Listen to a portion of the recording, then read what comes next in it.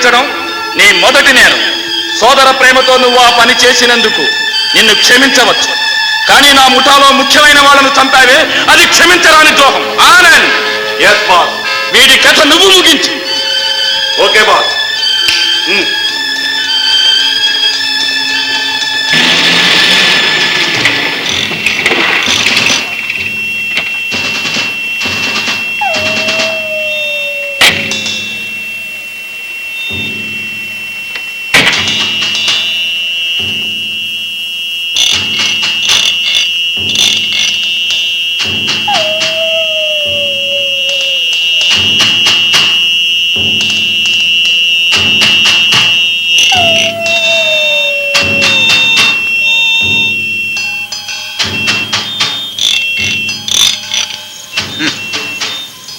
నాకే పాలా?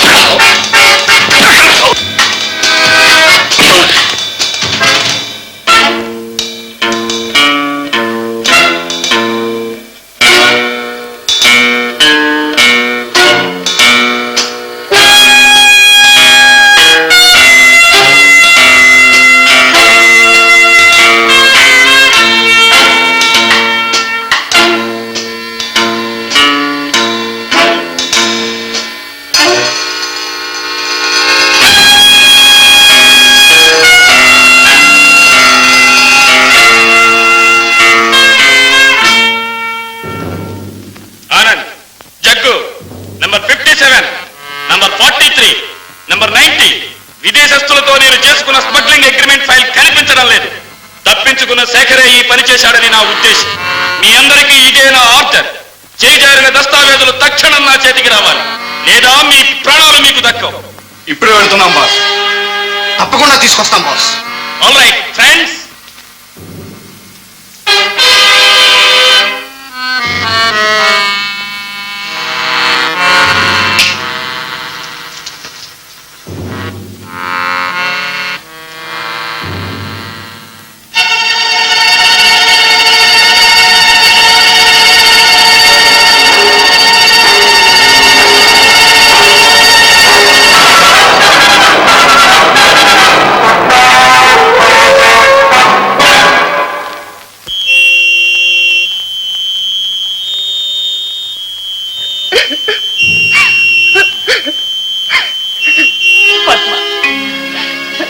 రాజా నా పక్కనే పడుకున్నాడు.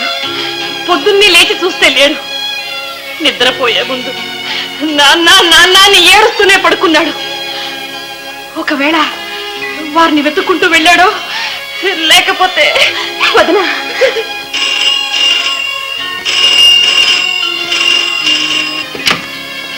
హలో హలో, ఇన్స్పెక్టర్ శేఖరా, వారు లేరే?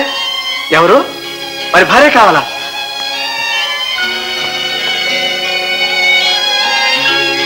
హలో, నేనే మాట్లాడుతున్నాను. ఏమిటి, రాజా ఎత్తుకుపోయారా? నిజంగా మా వారికి లేరు. ఏ దస్తావేజుల గురించి నాకు తెలియదు. నా రాజాను వదిలిపెట్టండి, దయచేసి నా రాజాను వదిలిపెట్టండి. మీ కాళ్ళకు మొక్కుతాను, రాజాను వదిలిపెట్టండి. ఏరకమ్మా, వీళ్ళు నన్ను ఎత్తుకొట్టేశారమ్మా. ఇక నాకు భయంగా ఉందమ్మా. మా దస్తావేజులు మాకు చేరకపోతే నీ బిడ్డను చంపి పారేస్తాను. హలో,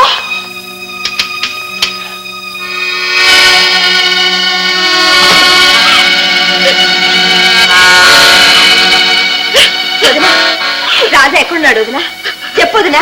చెప్పండి, మీతో మాట్లాడింది ఎవరు? ఏం చెప్పారు? దస్తావేజులు అంటున్నారే, ఏందమ్మా అదే? చెప్పండి అమ్మా. ఆ దొంగల దస్తావేజులు మా వారు దొంగిలించుకుపోయారట. అందుకే వాడు నా రాజాను ఎత్తుకుపోయారట. దస్తావేజులు వాళ్ళకి చేరకపోతే చేరకపోతే వాడు నా రాజా ప్రాణాలే తీస్తారట.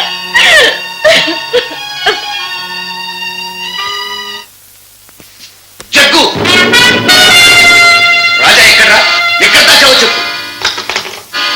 ఆవేశపడి లాభం లేదు శేఖర్. దస్తావేజులు ఇస్తేనే రాజాను అప్పగించమని బాస్ ఆర్డర్స్. ఇవ్వకపోతే రాజా ప్రాణాలు.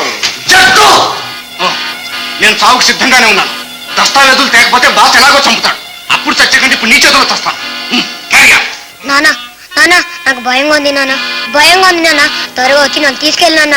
నాన్న నాన్న నాన్న నాన్న నాన్న నాన్న నాన్న దస్తావేజులు త్వరగా రా నాన్న. నాన్న నేను ఇక్కడే ఉన్నా నాన్న, త్వరగా రా నాన్న. నాన్న నాన్న నాన్న నాన్న నాన్న నేను త్వరగా రా నాన్న. నాన్న నేను ఇక్కడే ఉన్నా నాన్న, త్వరగా రా నాన్న. దొంగ రాస్కల్స్.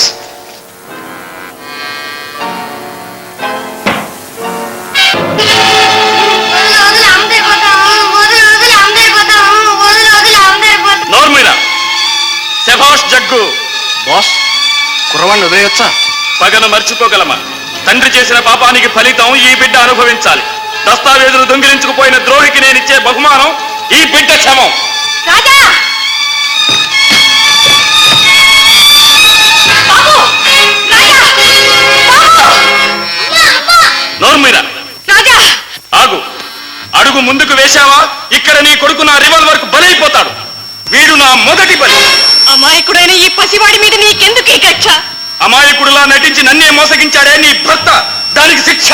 కలలో కూడా అవినీతి తలపెట్టని నా భర్తని పాడు చేసింది నువ్వు. ధనాశ చూపించి నీ ముఠాలో చేర్చుకుని పెడదారి పట్టించింది నువ్వు.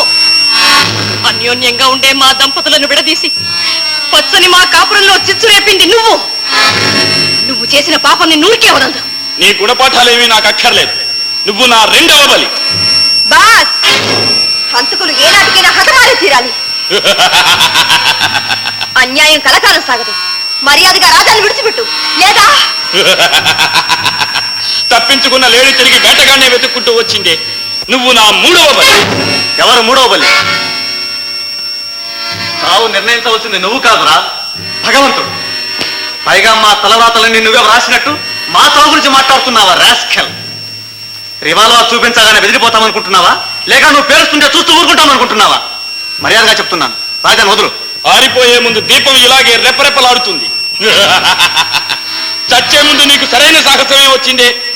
నువ్వు నా నాలుగవ బలి. ఎవరాదా?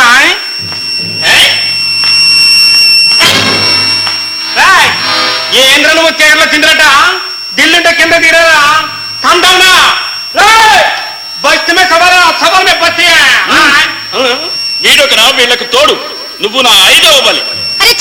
ఏంటై నువ్వు? ఇదే అమ్మవారి జాతర, మేం కోళ్ళమా? నువ్వు బలి బలనగానే మేము మెళ్ళ చేస్తాం అనుకుంటున్నావా? ఇదిగో నీలో చావుంటే రాజా వదిలిపెట్టి నువ్వు కింద దిగొచ్చి మాట్లాడరా కిలాడి. నోర్ముయ్, నువ్వు నా ఆరవ బలి. నేను బ్రతుకుండగా నువ్వు ఎవరిని బలి చేయలేవు బాస్. కలుసుకోవడానికి వస్తావని అనుకున్నాను శేఖర్. అందుకే నేను వచ్చాను బాస్. తప్పించుకు పారిపోయిన నువ్వు ఇంకా తప్పించుకోలేవు. ఇంకా నీ పాచిక పారదు. చూసుకుందామా? చూసుకుందా. రెడీ?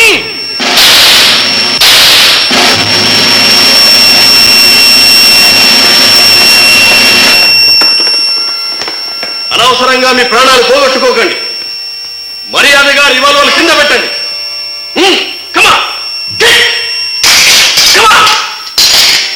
ముసుగులోనున్న దొంగల ముఠా నాయకుడు మర్యాదగా సరెండర్ కావాలి. నన్ను సరెండర్ కమ్మని చెప్పడానికి మీకే అధికారము లేదు. నేను అపరాధిని నిరూపించడానికి మీ దగ్గర ఏ ఆధారము లేదు. ఉంది బాస్, ఉంది. నువ్వు ఫారెన్ స్మగ్లర్స్ తో చేసుకున్న అగ్రిమెంట్ ఫోటో తీశాకనే నీకు ఇచ్చాను బాస్. ద్రోహి, నువ్వు మాముఠాకు చెందిన వాడవి. శిక్షలో నీకు భాగం ఉంది. లేదు, నీ నిజ రూపం కనిపెట్టేందుకు శేఖర్ నా ప్లాన్ ప్రకారమే దొంగగా మారినట్లు నటించాడు. ఇప్పుడు శేఖర్ నేరస్తుడు కాడు, అధికారపూర్వకమైన సిఐడి ఆఫీసర్. శేఖర్, నువ్వు జయించావు, కానీ ఒక విషయంలో మాత్రం ఓడిపోయావు. నా ముఠాని పట్టుకోగలిగావు, కానీ నన్ను పట్టుకోలేవు. నన్ను పట్టుకోగలిగే మొనగాడింత వరకు ఎవడూ పుట్టలేదు. ఓ, అంతటి మనగాడివా? ఇంకా నా సామర్థ్యాన్ని నువ్వు సరిగ్గా తెలుసుకోలేదు మిస్టర్ దయానిధి.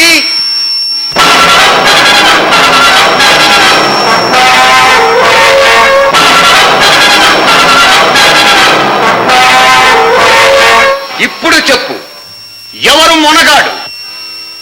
డాడీ, నువ్వా? ఈ భయంకరమైన దొంగల ముఠాకు నాయకుడు నువ్వా? గుండె నొప్పి అని నువ్వు ఇన్నాళ్ళు బాధపడిందంతా ఒట్టి బూటమేనా? ఇంతకాలం నువ్వు రోగిగా నటించావు, కానీ ఈనాడు నువ్వు నిజమైన రోగివి. సమాజంలో ఉండేందుకు అర్హత లేని భయంకరమైన అంటురోగివి. నీ కొడుగ్గా పుట్టినందుకు సిగ్గుపడుతున్నాను. నీలాంటి వాడు బతికుండే కంటే. నా రివాల్వర్కి ఎదురుగా రాజా ఉన్నంత వరకు నన్ను ఎవ్వరూ ఏమీ చేయలేదు.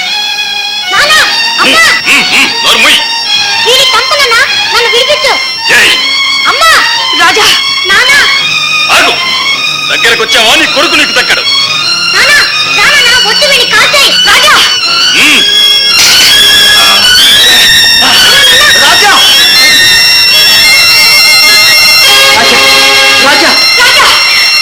లక్ష్మి,